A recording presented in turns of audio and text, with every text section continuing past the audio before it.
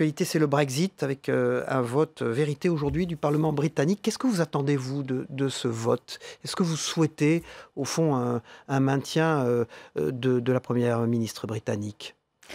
Jusqu'au bout, nous, on souhaite aller vers un Brexit qui soit doux, avec une période de transition qui nous permette de négocier la relation future. C'est-à-dire, en fait, qui nous évite, le 29 mars, de tomber dans un moment où le Royaume-Uni sera considéré comme un pays qui n'a jamais eu de relation avec la France et avec l'Union européenne. Et ça, c'est un enjeu très important pour nos entreprises et aussi pour l'Union européenne. Nous respectons le peuple britannique, nous respectons cette décision et nous faisons en sorte que ça se passe dans les meilleures conditions possibles. Et les meilleures conditions possibles, c'est espérer le meilleur et se préparer au pire, très clairement. C'est-à-dire qu'il faut que le 30 mars, toutes nos entreprises soient prêtes à avoir des formalités douanières, à avoir des droits douaniers, en espérant que ce soit pour un temps minimal, c'est-à-dire le temps de négocier la relation future. Est-ce que ce sera le cas? Parce qu'on se souvient, il y a quelques semaines, Gérald Darmanin avait parlé du déni, de l'attentisme des entreprises françaises. Est-ce qu'aujourd'hui, elles seront prêtes le 30 mars? Alors, vous avez une partie des entreprises qui sont prêtes. Les entreprises financières sont prêtes parce qu'elles, il n'y avait aucune ambiguïté sur le fait que le passeport financier était remis en cause au lendemain du Brexit. Donc, elles ont pris les mesures qui sont des mesures plutôt de dématérialisation, de transfert de contrats et de transfert à des implantations qu'ils ont en Europe d'un certain nombre d'activités. Donc ça, c'est fait et ce sera fait dans les jours qui précéderont le 29 mars. En revanche, c'est vrai que certaines PME, certaines TPE sont encore peut-être en attente de savoir ce qui va se passer sur le Brexit. Nous, on les accompagne. On a mis en place un numéro spécial qui est accessible sur le site brexit.gouv.fr, je le signale.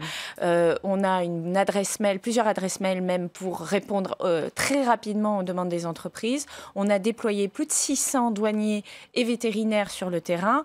On a des zones qui permettent de traiter tout ce qui est dédouanement. On a une dématérialisation du dédouanement qui est en place sur l'Eurotunnel. Donc, on est prêt. On a appris hier soir qu'il n'y aurait pas de 5e mandat pour Bouteflika en Algérie. La France a salué cette décision qui ouvre la voie à l'apaisement. Est-ce que c'est de nature aussi à rassurer les entreprises françaises en Algérie ? Je pense que tout ce qui va concourt à une stabilité, à une sérénité en Algérie va dans le bon sens. Nous prenons acte effectivement de la décision communiquée par M. Bouteflika. Nous souhaitons aussi, nous sommes en attente des prochaines étapes, parce que je crois qu'il y a des prochaines étapes. Il y a encore beaucoup d'interrogations. Il y a des interrogations qui doivent être éclaircies. Nous, ce qui compte pour nous, c'est que cela se passe dans le respect du peuple souverain algérien et effectivement dans la plus grande sérénité possible. Un documentaire va être diffusé sur cette chaîne samedi soir, dans lequel le président des Hauts-de-France, Xavier Bertrand, attaque le gouvernement sur sa gestion du dossier Ascoval. Vous savez que c'est un dossier très sensible. Je vous propose d'écouter Xavier Bertrand. On revient à vous après, Agnès Pannier-Runacher. Une volonté délibérée de saper le projet, de flinguer le projet. Comment on explique ça? Tout ça? Duplicité. Duplicité, tout simplement. Vous pouvez répondre quelque chose à Xavier Bertrand? Moi, je vais vous rappeler que j'ai pris mes fonctions il y a 5 mois. Et que ce qui s'est passé il y a 5 mois, c'est qu'on a précisément repris le dossier, permis à Altifort d'aller jusqu'au bout de son offre. Si on n'avait pas été là, ça ne se serait pas passé. Que par ailleurs, on a accompagné au maximum, tout en mentionnant un certain nombre de questionnements justement autour de la solidité d'Altifort, mais en faisant en sorte que ce repreneur, qui était l'unique repreneur, puisse aller jusqu'au bout de son dossier. Si l'État n'avait pas été là, les 280 personnes, les 280 salariés d'Ascoval seraient aujourd'hui au chômage. Et aujourd'hui, on continue à travailler à la recherche de repreneurs alternatifs avec le 25 mars une remise de offres, le 27 mars une décision du tribunal de commerce.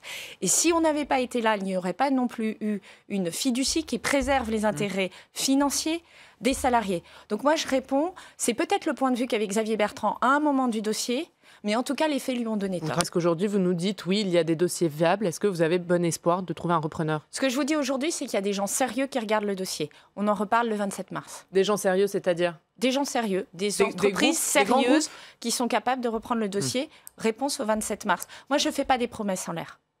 Mais Bruno Le Maire parlait d'une quinzaine de repreneurs. Il y en a combien de repreneurs sérieux parmi cette quinzaine? Encore une fois, je ne fais pas des promesses en l'air.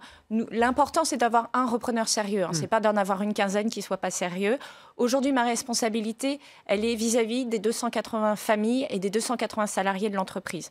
Je ne leur ai jamais manqué jusqu'ici. Il n'est pas question que je leur manque une fois de particulièrement plus. Ce dossier, Moi, je suis allée sur place. J'ai vu des personnes qui étaient extrêmement affectées, qui pleuraient parce qu'ils allaient perdre leur job, qui pleuraient parce que ça faisait 30 ans qu'ils étaient dans l'entreprise. On leur doit d'être le plus rigoureux possible, de trouver le maximum, de donner le maximum de chance au dossier. Et si on n'y arrive pas, d'avoir le meilleur accompagnement possible. Il y a des emplois aussi à sauver en ce moment dans la filière diesel. Vous vous êtes rendu dans la Vienne récemment, justement, où 2 sous-traitants sont en difficulté. Vous avez réuni hier à Bercy les acteurs de la filière diesel. Il y a urgence. En 10 ans, les ventes de diesel ont été divisées par 2. Que peut faire le gouvernement aujourd'hui pour aider cette filière ?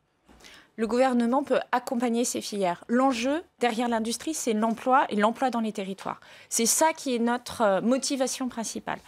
Qu'est-ce qu'on peut faire pour les accompagner ? Je vais prendre l'exemple de Bosch, qui est un dossier à Rodez, un site de Rodez, 800 emplois, où je me suis rendue il y a 3 semaines. On est en train de regarder des reconversions dans l'aéronautique, par exemple, reconversion dans des pièces d'une autre partie de la voiture, reconversion dans la production de pièces pour d'autres sites de Bosch. Vous avez une délégation qui va voir vendredi la maison mère de Bosch. Et notre responsabilité, c'est effectivement d'accompagner ces reconversions, de les anticiper suffisamment pour donner le temps d'avoir des alternatives en termes de production. Je prends l'exemple de l'aéronautique. Vous ne qualifiez pas une pièce du jour au lendemain. Il vous faut un petit peu de temps.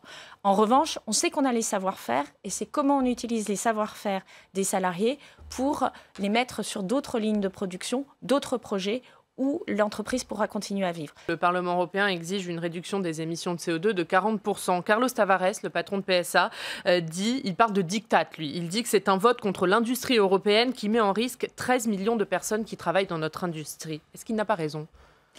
Je pense qu'il faut avoir une approche un peu plus mesurée de ce sujet. Encore une fois, on est entre l'urgence climatique, qu'il ne faut pas sous-estimer et balayer d'un revers de main. Je pense que la manifestation qui se tiendra le 15 mars en donnera une vision à peu près concrète. Rappelez-vous du rapport du GIEC qui dit des choses très fortes sur le réchauffement climatique, et ça nous concerne tous. Ça nous concerne tous, je le redis.